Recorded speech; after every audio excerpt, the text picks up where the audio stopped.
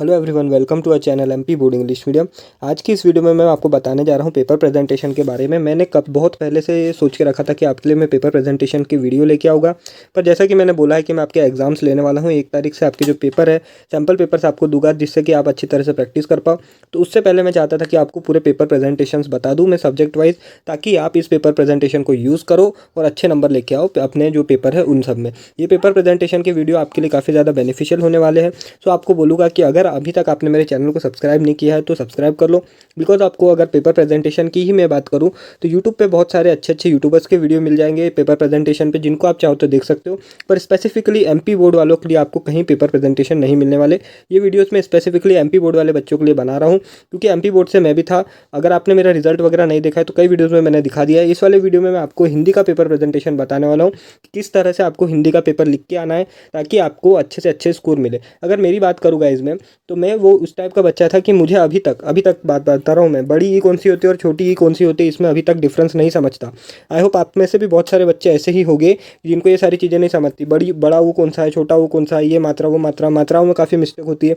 फिर भी गाइस मेरा हिंदी में जो स्कोर था वो था 91 नंबर, ये जो कि एक बहुत अच्छा स्कोर है।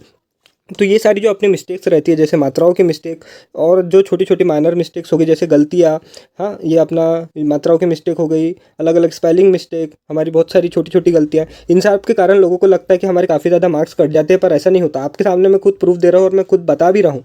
मैं चाहूँ तो अपनी खुद तारीफ कर सकता हूँ, पर मैं आपको डायरेक्ट बता रहा हूँ कि मुझे अभी भी नहीं समझता कि बड़ी ई कौन सी है, छोटी ई कौन सा है, बड़ा वो कौन सा है, छोटा वो कौन सा है। मैं अभी भी इनमें स्टिल मुझे काफ़ी कन्फ्यूज़न है। फिर भी मेरे नंबर इतने आए थे, जो कि एक अच्छा नंबर है। तो आपको बताता हूँ कि ये सारी चीज़ें जो है, इनको हमारा जो पेपर प्रेजेंटेशन है वो काफ़ी ज़्यादा कवर कर लेता है। अगर हमारा पेपर प्रेजेंटेशन अच्छा हो, वही सारी आपको चीज़ें इस वीडियो में बताने वाला हूँ कि किस तरह से आपको लिखना है। मैंने भी इसका यूज़ किया और मेरे इतने नंबर आए, तो आप इसको यूज़ करके काफ़ी ज़्यादा अच्छे नंबर गेन कर सकते हैं। सो आपकी ये जो छोटी छोटी गलतियाँ जैसे स्पेलिंग मिस्टेक वगैरह, वो ये सारी जो पेपर प्रेजेंटेशन के तरीके मैं आपको बताने वाला हूँ, ये सारी जो पेपर प्रेजेंटेशन के तरीके हैं वो ये वाली गलतियों को हाइड कर देता है और आपके मार्क्स को इंक्रीज़ करता है। तो ज़्यादा टाइम वेस्ट किए बिना आपको हिंदी का पेपर प्रेजेंटेशन मैं आपको बता रहा हूँ।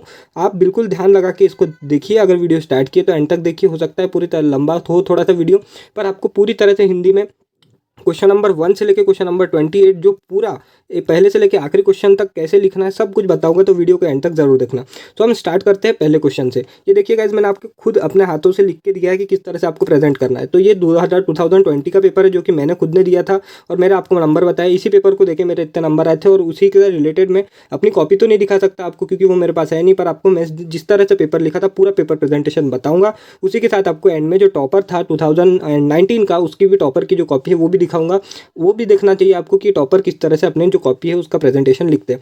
सबसे पहले आप यहाँ पे देख सकते हैं, ये क्वेश्चन नंबर 1 था हिंदी का, ठीक है। तो इस क्वेश्चन नंबर 1 को हमें कैसे लिखना है, कई बच्चे क्या करते हैं, यहाँ पे प्रश्न क्रमांक प्रश्न क्रमांक 1 डाल देते हैं और फिर यहाँ पे लिख देते हैं। तो उस तरह से आपको नहीं करना है। मैंने किस तरह से लिखा है ये देखो, मैंने जो लिखा है आपको पूरा बता रहा हूँ। मेरे कहीं नंबर नहीं कटे, जो भी कटे होंगे थोड़ी बहुत मेरी खुद गलतियाँ भी हुई, कुछ कुछ आंसर्स मेरे गलत थे उसमें कटे थे, ठीक है। बाकी जो मात्रा मिस्टेक में खुद अश्योर्ड हूँ कि मेरे उसमें, और ऐसे जो बेकार की चीज़ें वहाँ मेरे नंबर नहीं गए। जो पेपर प्रेजेंटेशन था मेरा वो काफ़ी अच्छा था।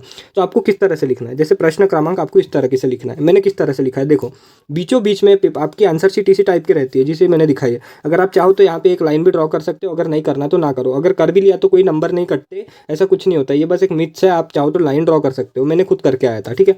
तो आपको पहले क्या करना है, प्रश्न क्रमांक 1, जैसे फर्स्ट नंबर 1 क्वेश्चन है तो प्रश्न क्रमांक 1 किस तरह से बीच में लिखना है। फिर उसके बाद नंबर 1 डालना है मार्जिन के इधर साइड। फिर नंबर 2 एक एक लाइन छोड़ छोड़ के लिखना है। जैसे फिल इन द ब्लैंक्स था तो नंबर 1 डाला, फिर उसका आंसर जो भी था वो लिखा। नंबर 2 डाला, उसका आंसर जो भी था वो लिखा। इस तरह से आपको फिल इन द ब्लैंक्स लिखना है। देख लीजिए मैंने कितनी अच्छी तरीके से बताया। आप जगह जगह पे इनका स्क्रीनशॉट लेना है। फिर जैसे क्वेश्चन नंबर 2, ये टिक द करेक्ट है, तो टिक द करेक्ट में क्या किया मैंने, प्रश्न क्रमांक 2 ऊपर डाला, उसको इन्वर्टेड कॉमा में लिखा और नीचे दो लाइन ड्रॉ करी। ये सारी चीज़ें काफ़ी अच्छा इंप्रेशन क्रिएट करती है। जैसे आपका क्वेश्चन नंबर 1 हुआ, आपने एक लाइन छोड़ना है, वहाँ पे 2 लाइन ड्रॉ करना है, फिर उसके बाद एक और लाइन छोड़ना है, फिर यहाँ पे प्रश्न क्रमांक 2 लिखना है। फिर उसके बाद फिर यहाँ पे आपने 1 2 3 4 पूरे रोमन नंबर्स में यहाँ पे दिया है, तो रोमन नंबर्स में डाल दिए, कैसे भी आप लिख सकते हैं। फिर फॉर एग्जाम्पल जो फर्स्ट वाला है उसका आंसर सही था ब, तो मैंने क्या किया, यहाँ पे ब लिखा और ब का जो लिखा था यहाँ पे ये वर्ड को यहाँ पे लिख दिया। इस तरीके से आपको करना है। सेकंड वाला जो था, सेकंड वाले का आंसर सही था, तो मैंने यहाँ पे लिखा और वाला जो लेटर था वो यहाँ पे लिख दिया। इस तरह से आपको पहला और दूसरा क्वेश्चन करना था। तीसरे क्वेश्चन में भी सेम, आपको बीचों बीच में यहाँ पे लिखना है प्रश्न क्रमांक 3। जैसे आपका आंसर शीट में ज़्यादा अगर नीचे थोड़ी सी जगह छूटती है, जैसे 5-6 लाइन छूटती है, तो उसको छोड़ देना है, नए पेज से स्टार्ट करना है। बिल्कुल कंजूसी नहीं करना है, जितनी आपको चाहे पूरे पेजेस यूज़ कर सकते हो आप, कोई कंजूसी नहीं है। बिल्कुल फैला फैला के लिखो, बड़ा बड़ा लिखो, कोई दिक्कत नहीं है। कंजूसी बिल्कुल नहीं करना है, जितनी आप जगह ले सकते हो लो, बढ़िया। जैसे देखो एक पेज में मैंने 2 ही आंसर लिखे, बढ़िया सफिशिएंट है। देखा रहा कितना बड़ा बड़ा के लिखा हूँ मैंने, प्रश्न क्रमांक लिखा, फिर उसके नीचे लाइन छोड़ा। इससे क्या होता है, आपके पेपर की जो नीटनेस है, जो आपका पेपर है उसका जो निखार है वो काफ़ी अच्छा दिखता है। बढ़िया इंप्रेशन बनता है कि बहुत नीटली लिखा है जो भी बच्चे ने। भले आपकी हैंडराइटिंग थोड़ी खराब हो चलता है, पर जो पेपर की नीटनेस है उसको आपको मेंटेन करके रखना है। फिर क्वेश्चन नंबर 3 में भी ऐसे ही करना है। जैसे अपन ने प्रश्न क्रमांक 3 डाल दिया बीचों बीच में, फिर उसके बाद 1 2 3 4 5 डाल दिया। यहाँ सत्य असत्य है, तो अगर 1 का सत्य है तो यहाँ पे हमने लिख दिया सत्य है। फिर उसके बाद 2 का असत्य है तो असत्य लिख दिया, 3 4 इस तरह से करना है। फिर क्वेश्चन खत्म हो जाने के बाद 2 लाइन ड्रॉ करना है। 2 लाइन पेपर खत्म होने के बाद ड्रॉ करना है। 2 लाइन के लिए आपको एक पॉइंट ऐसा लाइन पे छोड़ देना। फिर उसके बाद चौथा क्वेश्चन मैथ द पेयर में कई बच्चों को डाउट होता है कि मैथ द पेयर कैसा लिखना चाहिए।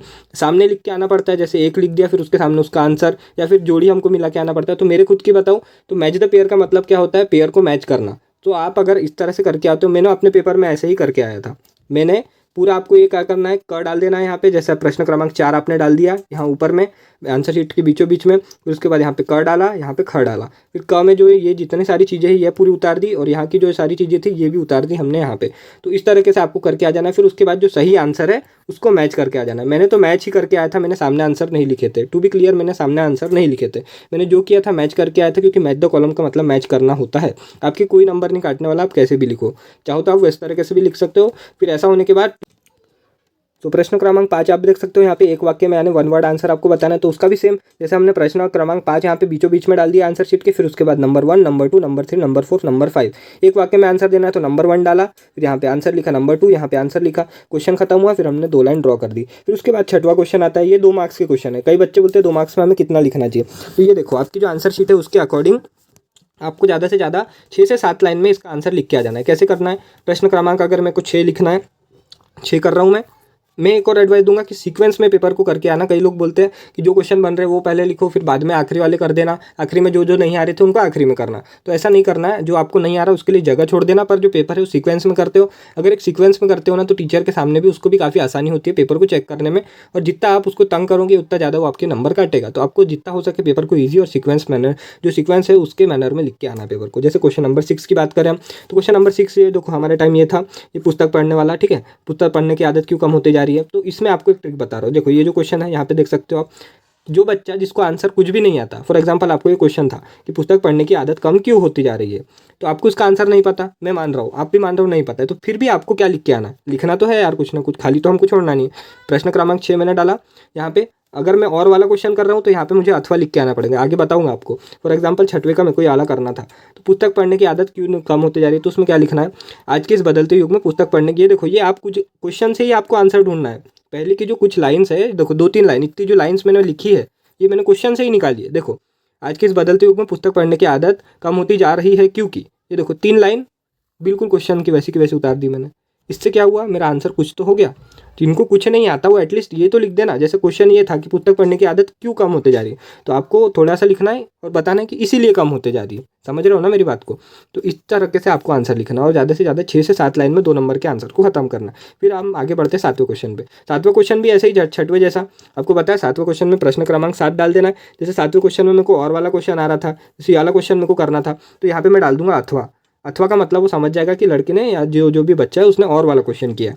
तो फिर उसके बाद आपको उतने जो सफिशिएंट स्पेस है उसमें आंसर आपका पुटअप करना है। फिर उसके बाद 2 लाइन्स ड्रॉ करना है। फिर उसके अलावा फिर आगे बढ़ते हैं हम, तो 8वां क्वेश्चन आपके पास आता है। तो 8वें क्वेश्चन में भी देखो इस तरीके से, जैसे 8वें क्वेश्चन के हमने पहला वाला देखे कि भारतेंदु युग के किन्हीं 4 निबंधकारों के नाम लिखे। तो यहाँ पे आपको क्या पूछा है, भारतेंदु युग जो था उसके 4 निबंधकारों के नाम लिखना है। इसमें हम अथवा वाला कर रहे हैं कि शुक्ल युग के किन्हीं 4 निबंधकारों का नाम लिखे। तो यहाँ पे आपको अथवा लिखना पड़ेगा क्योंकि हम और वाला कर रहे हैं। फिर उत्तर में क्या लिख रहे हैं, उत्तर लिखने का जैसे ये आया जिसमें 4 पॉइंट लिखना, हमको क्लियरली बोला है कि 4 निबंधकारों के नाम लिखे, तो हमको 4 निबंधकारों के नाम लिखना है, तो हमको पॉइंट वाइज लिखना पड़ेगा। तो इसमें कैसे लिखना है, देखो शुक्ल युग के 4 निबंधकारों के नाम कुछ इस प्रकार है, इस तरह से आपको लिखना है, कुछ इस प्रकार। ये लाइन जरूर से लिखना, इससे अच्छा इंप्रेशन बनता है। फिर उसके आगे डैश लगाना, फिर एक लाइन छोड़ना, फिर दूसरा, फिर एक लाइन छोड़ना, तीसरा, चौथा। जगह का भरपूर यूज़ करना है, कंजूसी नहीं करना है, एक के बाद एक नहीं करना है, इससे कंजेस्टेड लगता है। इस तरीके से लिखोगे ना तो बहुत आपका पेपर काफ़ी नीट एंड क्लीन और साफ सुथरा दिखेगा। ठीक है, फिर हम आगे बढ़ते तो आगे आता है 9वां क्वेश्चन। तो 9वें क्वेश्चन में भी प्रश्न क्रमांक आपको बताया, बिल्कुल सेंटर में लिखना है आंसर शीट के। फिर उसके बाद यहाँ पे 9वां क्वेश्चन क्या है, द्विवेदी युग के निबंधकारों की 2 विशेषताएं लिखी है। तो यहाँ पे हमको लिखना है द्विवेदी युग के 2 निबंधकारों की विशेषताएं कुछ इस प्रकार है। ठीक है, कुछ इस प्रकार है, ये हमने क्वेश्चन से सेंटेंस निकाला और आगे बस एक शब्द जोड़ दिया, कुछ इस प्रकार है, फिर डैश लगा दिया, फिर यहाँ पे विशेषताएं लिखा, विशेषताएं हेडिंग डाला, उसको इन्वर्टेड कॉमा लिखा है। ये बहुत अच्छी ट्रिक है गाइस, ये मैं पूरा ऐसा का ऐसा ही पेपर लिख के आया था, इसलिए आपको बता रहा हूँ। यही पेपर मैंने भी सॉल्व किया था और इसी को सॉल्व करके मुझे 91 नंबर मिले। यही पेपर है वो जो आपको बता रहा हूँ, यही वाला 2020 का। ठीक है, तो यहाँ पे आपने विशेषताएं हेडिंग डाल दी, फिर यहाँ पे 2 विशेषताएं लिख दिए, लाइन छोड़ के लिखना है। पहली विशेषता लिखी, उसको खत्म हुआ, फिर एक लाइन छोड़ो, फिर नंबर 2 डालो, फिर वो लिखो, फिर उसके बाद आंसर खत्म हुआ, 2 लाइन ड्रॉ करो। फिर उसके बाद हम 10वें क्वेश्चन पे बढ़ते हैं। तो 10वें क्वेश्चन में ये ग्रामर का क्वेश्चन है। तो 10वें क्वेश्चन में हमने याला लिखा कि जैसे समास विग्रह करो और समास का नाम लिखो। तो पहला हमने लिख लिया फर्स्ट पॉइंट।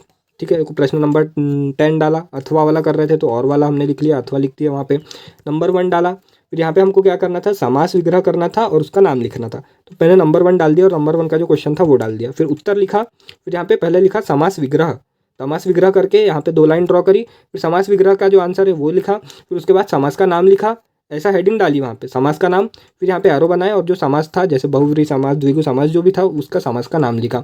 वैसे ही मैंने सेकंड में किया। इस तरीके से आपको ग्रामर के अगर इस तरफ के आपको क्वेश्चन आते तो इस तरीके से करना है आपको। ठीक है, फिर उसके अलावा हम आगे बढ़ते तो 11वां क्वेश्चन में भी ग्रामर से रिलेटेड क्वेश्चन था। 11वां क्वेश्चन स्ट्रेट फॉरवर्ड था। तो इसको आपको जो भी आपने चूज़ किया, जैसे मैंने याला करके आया था तो इसमें मैंने नंबर 1 डाला, फिर उसका आंसर लिख दिया, नंबर 2 डाला, उसका आंसर लिख दिया, फिर 2 लाइन ड्रॉ कर दी। फिर उसके बाद आगे बढ़ते जाते हैं हम 12वां क्वेश्चन। 12वां भी शायद ग्रामर से रिलेटेड नहीं, ये भी ग्रामर से रिलेटेड था। इसमें आपको भाव पल्लवन करना था, यानी उसको समझा के आना था जो चीज़ लिखी थी।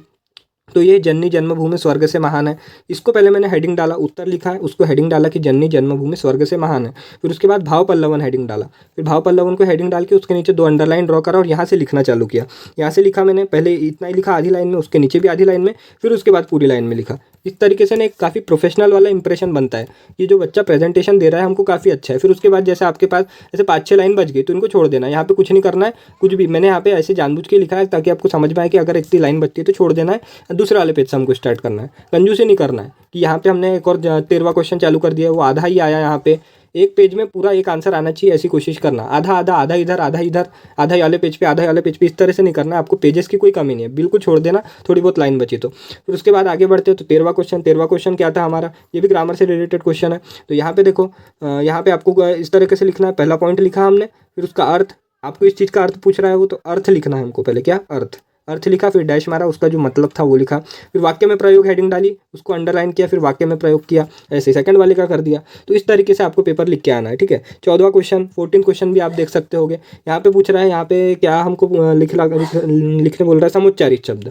ठीक है, यानी एक ही शब्द, ये जो एक जब मतलब जो शब्द है एक जैसे है, बोलने में एक जैसे लगते हैं पर इनका मीनिंग अलग अलग होता है। जैसे क्षति और क्षिति, तो क्षति हमने लिख दिया पहले उत्तर में, फिर क्षति का अर्थ लिखा, फिर उसके बाद वाक्य में प्रयोग किया, फिर उसके बाद क्षिति लिखा, फिर क्षिति का अर्थ लिखा, फिर उसके बाद वाक्य में प्रयोग। इस तरह से लिख के आना, वाक्य में प्रयोग, अर्थ, ये काफ़ी अच्छा इंप्रेशन क्रिएट करता है। ठीक है, उसी तरह से सेम हमने ये अलग कर दिया।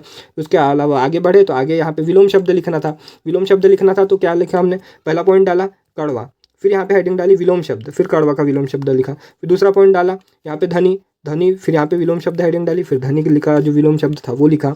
इस तरीके से यहाँ लाइन बची तो छोड़ दिया, हमको नहीं लिखना है, कोई कुछ यहाँ पे कुछ करने की ज़रूरत नहीं, कोई पीटीओ लिखने की ज़रूरत नहीं, कुछ नहीं, बस छोड़ दो, लाइन ड्रॉ कर दो, हो गया। आगे पलटो, दूसरे पेज से स्टार्ट करो। फिर 16वां क्वेश्चन आया, ये 2 नंबर के क्वेश्चन हमारे स्टार्ट हो गए, सॉरी यहाँ से 3 नंबर के क्वेश्चन हमारे स्टार्ट हो गए। तो यहाँ पे देखो 3 नंबर के क्वेश्चन स्टार्ट हो गए। आपको जैसे बताया था मैंने, अगर कुछ नहीं आता है तो क्वेश्चन से ही लाइन्स चुराओ, क्वेश्चन से ही थोड़ी बहुत जो सेंटेंसेस है उसको चुराओ। यहाँ पे लिख दिया हमने, भीषण गर्मी के बाद प्रथम वर्षा का सुखद अनुभव कुछ इस प्रकार था। क्वेश्चन में क्या पूछ रहा है, भीषण गर्मी के बाद वर्षा होने का सुखद अनुभव कैसा था, उसका वर्णन कीजिए। तो हमने क्या लिखा, क्वेश्चन से ही लाइन चुरा दी कि भीषण गर्मी के बाद प्रथम वर्षा का सुखद अनुभव कुछ इस प्रकार था, इतना लिख दिया। फिर उसके बाद हमने पहला पॉइंट लिखा है। कई लोग पॉइंट इस तरह से लिखते हैं, 1 2 मैं आपको ये सजेस्ट नहीं करूँगा। आपको ना ऐसे छोटे छोटे बिंदु बनाना है, स्टार बनाना है, जो भी सिम्बॉल्स बना के आओ। अगर आपने 1 2 3 4 लिखा ना तो उसको साफ समझ रहा है कि लड़के ने 4 पॉइंट लिखा है। पर अगर आपको वैसे पॉइंट वाइज ना ज़्यादा ध्यान नहीं दिया जाता, पर अगर आप सीधे नंबर ही लिख रहे हो तो उसको सीधा समझ में आ रहा है कि 4 पॉइंट लिखे हैं। पर अगर आप 4 डॉट बनाओगे तो उतना ध्यान नहीं जाता कि 4 डॉट है कि 5 डॉट है, वो 5 भी समझ सकता है उसको। तो फिर आपने क्या किया, पहला डॉट लगाया, जो अनुभव था वो लिखा, दूसरा लाइन छोड़ी, फिर दूसरा लिखा, तीसरा, चौथा, इस तरीके से लिख के आना है। पॉइंट वाइज आंसर आए तो इस तरीके से लिख के आना है, लाइन छोड़ छोड़ के, ठीक है। फिर उसके अलावा आगे बढ़ते हैं। 17th क्वेश्चन भी इसी टाइप का है आपका, क्वेश्चन आंसर 3 नंबर का। तो उसमें भी आपको यही ट्रिक को फॉलो करना है। अगर पॉइंट वाइज आंसर लिख सकते हो तो पॉइंट में इस तरीके से लिखना है, या फिर पैराग्राफ में लिख सकते हो तो पैराग्राफ भी लिखना है। पैराग्राफ में एक चीज़ क्या करना है, आपको काटा पीटी नहीं करना है। अगर मिस्टेक होती है तो बस एक हल्का सा ऐसा कट लगा दो, इस तरीके से उसको स्क्रैच करके नहीं आना है। अगर देखो यहाँ पे मैंने ये ए लिखा और यहाँ पे भी मैंने एक ए लिखा, दोनों गलत है, पर ये वाले ए को मैं इस तरह से काट देता हूँ और इसको बस ऐसा करता हूँ। तो आपको दूर से हाईलाइट कौन सा होगा, ये वाला ना। तो एग्जामिनर के सामने ये गलती मत करना।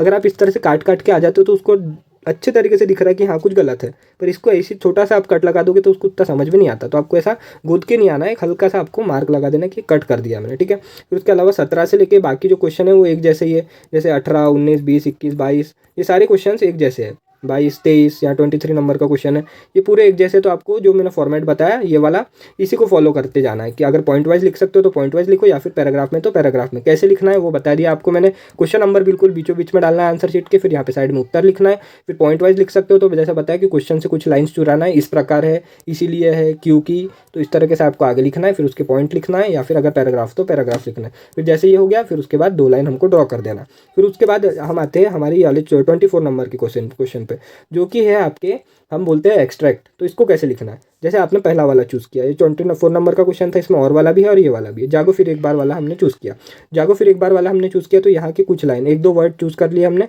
1 2 वर्ड लिख दिए। फिर उसके बाद डैश डैश डैश, कई बच्चे बहुत ज़्यादा डैश डैश करते तो ज़्यादा नहीं, 2 से 3 डैश हमने लगाए।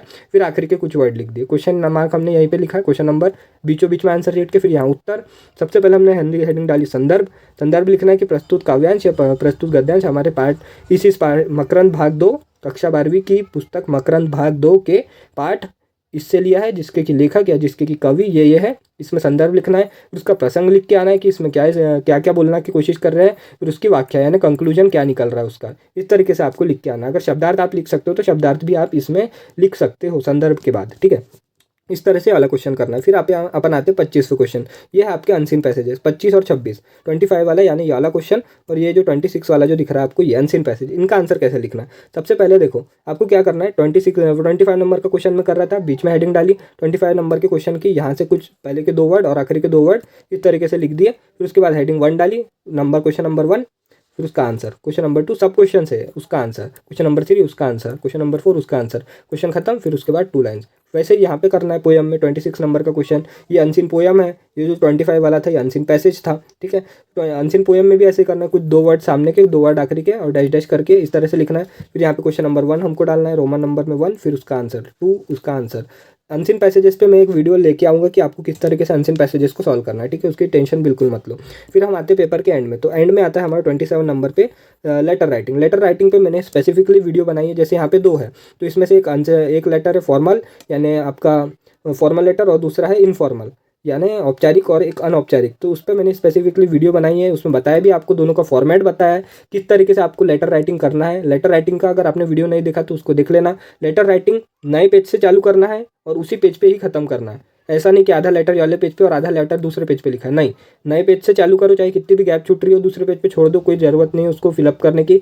नए पेज से लेटर को चालू करो, यहाँ से चालू करो बिल्कुल, और यहाँ पे ख़त्म करो। और यहीं पे वाले जो पेज में है दूसरा क्वेश्चन मत करना। आपको लेटर राइटिंग की वीडियो के मैं लिंक दे रहा हूँ नीचे डिस्क्रिप्शन में और कमेंट सेक्शन में, तो वहाँ पे जाके उसको देख लेना अच्छी तरीके से, ठीक है, लेटर राइटिंग को। और फिर उसके अलावा मैं टेलीग्राम ग्रुप भी मैंने बनाया है, टेलीग्राम पे चैनल बनाया, उसको ज्वाइन कर लेना, उसकी लिंक भी मैं दूंगा, उससे रिलेटेड इन्फॉर्मेशन वीडियो के एंड में बताऊँगा। ये देखो लेटर राइटिंग पे मैंने आपको बता दिया कि स्टार्टिंग कहाँ से करना है, नए पेज से, और बिल्कुल फॉर्मेट को गड़बड़ाना मत। 2 है, दोनों में से कोई एक लेटर करना पड़ता है, एक फॉर्मल आता है एक इनफॉर्मल। दोनों में से इजी मुझे इनफॉर्मल लगता है, आपको भी जो इजी लगे आप देख सकते हो, मैंने फॉर्मेट बताया है उसके हिसाब से कोई एक ही प्रिपेयर करो। अगर फॉर्मेट आपको फॉर्मेट अगर आपको ये वाला जो है क्या नाम है इसका, ये वाला जो लेटर है छोटा वाला, आपका इनफॉर्मल लेटर, ठीक है। इनफॉर्मल लेटर का अगर फॉर्मेट इजी लगता है तो पूरी इनफॉर्मल को प्रैक्टिस कर लो, या फिर फॉर्मल अच्छा लगता है तो फॉर्मल के जो आपकी ये है फॉर्मेट उसको प्रैक्टिस कर लो। दोनों का मैंने बताया, दोनों की लिंक आपको डिस्क्रिप्शन में मिलेगी, देख लो। लेटर राइटिंग में बहुत बढ़िया वीडियो बना के रखा है मैंने। फिर उसके बाद आता है हमारा आखिरी क्वेश्चन, जो कि है ऐसे राइटिंग। ऐसे राइटिंग में आप यहाँ पे देख सकते हैं 2 क्वेश्चन आते हैं, पहला अ और दूसरा ब। इसमें आपको सेकंड वाले क्वेश्चन में ओनली रूपरेखा लिख के आना पड़ता है, और जो पहला वाला क्वेश्चन है इसमें पूरा का पूरा आपको ऐसे लिख के आना पड़ता है। तो ऐसे राइटिंग में क्या करना है, सबसे पहले क्वेश्चन नंबर हमने कहाँ डाला, बीचों बीच में। फिर उसके अलावा ये जो 5 पॉइंट दिख रहे थे, 5 में से हमको कोई एक लिखना है, तो हमने एक चूज़ कर लिया। जैसा मैंने चूज़ कर लिया इंटरनेट का सदुपयोग, ठीक है। इंटरनेट का उपयोगिता नंबर 1 डाला, रोमन नंबर में जो भी नंबर था यहाँ पे नंबर 1 पे था तो नंबर 1 डाल दिया। फिर इन्वर्टेड कॉमास में मैंने इस तरीके से लिखा यहाँ पे इंटरनेट का उपयोग। फिर यहाँ पे हमको पॉइंट्स लिखना है। इस पे भी मैंने लेटर राइटिंग और ऐसे राइटिंग दोनों पे वीडियो बनाई है, दोनों को जाके देख लो। बहुत अच्छी तरीके से लेटर राइटिंग और ऐसे राइटिंग समझाई है मैंने कि किस तरीके से आपको ऐसे लिखना है, ऐसे में कौन कौन से पॉइंट लिखना पड़ता है, कितने पॉइंट लिखना पड़ता है, सब कुछ समझाया। अगर वो सारी चीज़ें भी मैं इस वाले वीडियो में बताऊंगा तो काफ़ी लंबा हो जाएगा। तो लेटर राइटिंग का भी वीडियो की आपको लिंक, ऐसे राइटिंग की भी वीडियो की लिंक दोनों नीचे मिल जाएगी। निबंध लेखन पर भी बहुत बढ़िया हिंदी में स्पेशल हमारे जो एमपी बोर्ड को ही टारगेट करते हुए मैंने वीडियोस बनाए हैं, तो प्लीज़ उनको जाकर देख लो। और चैनल पे ना हो तो प्लीज़ सब्सक्राइब कर लो, क्योंकि मैं आगे फिजिक्स, केमिस्ट्री, बायोलॉजी सारे सब्जेक्ट के पेपर प्रेजेंटेशन की वीडियो भी लेके आऊँगा। तो आपको लेटर राइटिंग वाली वीडियो से इसको सीख लेना है कि हमको लेटर कैसे लिखना है। आपको लेटर 2 से 3 पेज में खत्म करना है। 2 से 3 मतलब ये एक पेज हो गया, इसके पीछे वाला एक पेज, और ज़्यादा से ज़्यादा उसके बाद वाला पेज, उतने में लेटर खत्म कर देना है। और लेटर राइटिंग पे जो भी आपके इंपॉर्टेंट टिप्स एंड ट्रिक्स थे सब बता चुका हूँ मैं उस वाली वीडियो में, तो उसको जाके देख लो। फिर उसके अलावा फिर ये क्वेश्चन खत्म हुआ तो 2 अंडरलाइन हमने ड्रॉ करी। उसके बाद ब वाली हेडिंग डाली, ब वाली हेडिंग में से भी आपको एक चूज़ करना है। जैसे यहाँ पे आतंकवाद चूज़ किया मैंने, आतंकवाद यहाँ पे हेडिंग डाल दी। फिर उसकी रूपरेखा, यहाँ पे रूपरेखा मैंने लिखा, बस यहाँ पे लिखना है कि रूपरेखा, फिर उसको अंडरलाइन किया। फिर जो रूपरेखा थी उसकी वो लिख के आ गए, यानी 5 से 6 पॉइंट जो थे वो लिख के आ गए, रूपरेखा लिख दी। रूपरेखा के बारे में भी मैंने लेटर राइटिंग वाले ऐसे राइटिंग वाले वीडियो में बताया, तो उन दोनों वीडियोस को जाके प्लीज़ देख लेना। फिर उसके बाद जैसे हमारा पेपर खत्म होता है 2 अंडरलाइन ड्रॉ करो और यहाँ पे समाप्त लिख के आओ। अब मैं आपको दिखाता हूँ टॉपर का पेपर, कि टॉपर अपना पेपर किस तरीके से लिख के आता था, जिससे कि मैंने भी गाइडलाइंस ली थी कि हमें पेपर कैसे लिखना। ये जो पेपर है 2019 के टॉपर का है। मैंने जो बताया देखो, आप उसने कितने अच्छे से प्रश्न क्रमांक 1 ऊपर लिखा है। नीटनेस देखो पेपर में, कहीं भी काटा पीटी वगैरह नहीं है। इसी के कारण ये जो बच्चा है ये टॉपर बना था, ठीक है। तो यहाँ पे देख लो प्रश्न क्रमांक 1 लिखा है, फिर उसके बाद यहाँ पे नंबर 1 उसका आंसर, नंबर 2 उसका आंसर। बस यहाँ पे इसने अंडरलाइन नहीं की थी ड्रॉ, मेरे अकॉर्डिंग ये भी करना चाहिए, ठीक है। तो यहाँ पे क्वेश्चन नंबर 2 देख सकते हो आप, देखो कितने नीटली पेपर लिखा है। यहाँ पे देखो कितनी सारी जगह बची थी, इसने क्या करा, छोड़ दिया, कुछ नहीं लिखा। तो इस तरीके से अगर आपकी थोड़ी बहुत जगह बचती है तो उसको छोड़ दो, कोई ज़रूरत नहीं है आपको कंजूसी करके लिखने की। ये देखो इसका पेपर देख लो पूरा, आप चाहो तो स्क्रीनशॉट भी ले सकते हो। कितने अच्छे तरीके से, जैसे पर्यायवाची शब्द लिखना था, प्रश्न डाला, यहाँ पे लिखा पर्यायवाची शब्द, पहला डाला, उसके पर्यायवाची शब्द लिखे, दूसरा डाला, एक एक लाइन छोड़ के कितनी बढ़िया जगह को यूज़ किया है उसने। देखो 7वां क्वेश्चन कितना बढ़िया लिखा है, इसी के कारण ये बच्चे टॉपर्स बनते हैं, ठीक है। यहाँ पे देखो 8वां क्वेश्चन, ये बढ़िया कितने अच्छे तरीके से लिखा है। आप देखो जगह का कितने अच्छे से यूज़ किया है उसने, लाइन छोड़ छोड़ के लिखा है। कहीं भी आपको ऐसा लग रहा होगा कंजेस्टेड तो बताओ, कितने नीट एंड क्लीन तरीके से। ये देखो पूरा पैराग्राफ लिखा है, पर कहीं भी काटा पीटी नहीं है, पूरा एक जैसा, कहीं भी काटा पीटी नहीं, बिल्कुल एक जैसा। तो इसी तरह से आपको भी लिख के आना है। ये देखो यहाँ कितनी सारी जगह उसने छोड़ दी, कुछ नहीं करना है। अगर थोड़ी बहुत जगह बच रही है, नया क्वेश्चन नए पेज से स्टार्ट करना है। आपको आधा आंसर यहाँ पे और आधा आंसर दूसरे पेज में लिखने की ज़रूरत नहीं है। देखते जाओ, पेपर देखते जाओ इसका पूरी तरह से। देखो कितने अच्छे तरीके से लिख के आया है, देख सकते हो आप। ये देखिए, ये यहाँ पे आप 24 नंबर क्वेश्चन, यहाँ पे संदर्भ लिखा है, ठीक है, संदर्भ लिख दिया। फिर यहाँ पे प्रसंग लिखा उसने, फिर यहाँ पे व्याख्या लिख दी, फिर यहाँ पे विशेष लिख दिया कि उसकी विशेषता क्या थी। ये देखो गद्यांश किस तरह से किया है, ये अनसीन पैसेजेस, ये अनसीन पोयम। फिर उसके अलावा ये लेटर राइटिंग बोला था आपको नए पेज से चालू करना, तो देखो इसने भी नए पेज से ही चालू किया और उसी पेज पे ख़त्म किया है। ऐसे भी नए पेज से चालू किया है। तो बिल्कुल कंजूसी नहीं करना है, बढ़िया से लिख के आना है। अब मैं आपको कुछ इंपॉर्टेंट टिप्स दे देता हूँ, इनको इसका स्क्रीनशॉट ले लो। सबसे पहले कि आपको गलती हुई तो उसको स्क्रैच नहीं करना है, बस एक छोटा सा ऐसा कट मार के आ जाना है। बस इस तरह से ऐसे गुद गुद के नहीं आना उसको, उससे आपकी मिस्टेक हाईलाइट होती है। तो स्क्रैच करके नहीं आना है हमको, एक छोटा सा कट लगा देना हमारी मिस्टेक पे। फिर उसके अलावा हैंडराइटिंग जितनी साफ़ सुथरी रखने की कोशिश कर सकते हो कर लेना। अगर हैंडराइटिंग ख़राब भी हो तो कोई दिक्कत नहीं है, बस नीटनेस पे ध्यान देना। दूर दूर लिखना, चिपका चिपका के मत लिखना। मेरी खुद की हैंडराइटिंग उतनी अच्छी नहीं थी, पर दूर दूर लिखो, बिल्कुल जगह का यूज़ करो। एक की जगह 2 3 जितनी आंसर शीट लेना है लो, जगह का बढ़िया से यूज़ करो, भरपूर यूज़ करो, दूर दूर लिख के आओ। बढ़िया अपनी नीटनेस बनाए रखना, काटा पीटी बिल्कुल मत करो, जितना कम हो सकता है। अगर आपको लग रहा है कि स्पेलिंग मिस्टेक हो रही है मेरी, और आपको ये भी लग रहा है कि इसको मैं सही लिखना नहीं जानता, तो उसको वैसा ही छोड़ दो। उसको ना बार बार काटने की ज़रूरत है, ना काट के सही लिखने की। आपको पता है कि मैं सही नहीं लिख पाऊंगा, कुछ वर्ड ना क्वेश्चन पेपर में एक बार ढूंढ लिया करो। कुछ वर्ड्स, हार्ड वर्ड जो होते हैं, हम जो सोच रहे होते हैं वो क्वेश्चन पेपर में मिल जाते हैं हमको। तो आपको जो वर्ड है उन वर्ड को वैसे ही छोड़ देना है। अगर आपको लग रहा है कि गलत हो सकते हैं तो थोड़ा पेंसिल से लिख के रख दो, फिर पेपर जैसे आप रीचेक करते हो तो उस टाइम उसको पेन से कर देना। ठीक है। फिर उसके बाद ड्रॉ टू लाइन्स, बिल्कुल जहाँ कोई आंसर खत्म हो रहा है, जैसे आपने कुछ इन्वर्टेड कॉमास में लिखा है तो उसको 2 लाइन्स में ड्रॉ करो। जैसे प्रश्न क्रमांक आपने लिखा है उसको 2 लाइन उसके नीचे ड्रॉ करो, उत्तर लिखा है उसके नीचे 2 लाइन ड्रॉ करो। पूरी तरीके से मैंने आपको बताया पेपर में कहाँ कहाँ 2 लाइन ड्रॉ करना है। आंसर खत्म हुआ तो बिल्कुल 2 लाइन ड्रॉ करके आना, बहुत बढ़िया इंप्रेशन बनता है इससे। इन्वर्टेड कॉमास जहाँ पे जरूरी है वो लगाओ। जैसे प्रश्न क्रमांक हमने लिखा, जैसे यहाँ पे देखो ये मैंने लिखा इंपॉर्टेंट टिप्स, तो यहाँ पे इन्वर्टेड कॉमास भी लिखा लगाया है मैंने, और यहाँ पे भी एक लाइन ड्रॉ करी है, तो कितना अच्छा दिख रहा है ये। तो इसी तरीके से आपको लिख के आना, चाहे हैंडराइटिंग कैसी भी हो, और अपन को प्रेजेंटेशन बहुत अच्छे से करके आना, ताकि सामने वाले को लगे कि लड़का, चलो हैंडराइटिंग बहुत लोगों की खराब होती है, सबकी हैंडराइटिंग अच्छी हो जरूरी ना हो, पर बंदा जो है, ये जो बच्चा है वो काफ़ी अच्छा है पढ़ाई में, ये हमको शो करना है। जहाँ ब्रैकेट्स लग रहे हैं ब्रैकेट्स लगाओ, इन्वर्टेड कॉमास लगाओ, ठीक है। और जो पॉइंट वाले आंसर है वहाँ पे मैंने बताया आपको कि 1 2 3 4 ऐसे नंबर नहीं लिख के आना हमको, ऐसे एक छोटे छोटे ऐसे पॉइंट्स बनाओ या स्टार्स बनाओ, हैशटैग बनाओ, कुछ भी बनाओ, पर आपको नंबर नहीं लिख के आना है। जहाँ पे बोला है कि नंबर लिखो तो नंबर लिख के आना है। अदरवाइज जैसे आपका निबंध लेखन हो गया, इस पे ये सारी जगह पे ना ऐसे पॉइंट बना के आना है। जैसे रूपरेखा है, आपको आता है निबंध में क्वेश्चन, तो वहाँ ऐसे ऐसे पॉइंट बनाना है 1 2 3 4। इससे समझ में नहीं आता कि कितने पॉइंट है, और ना ही उसके बाद इतनी फुर्सत है कि वो गिनेगा एक एक करके कि ये 1 2 3।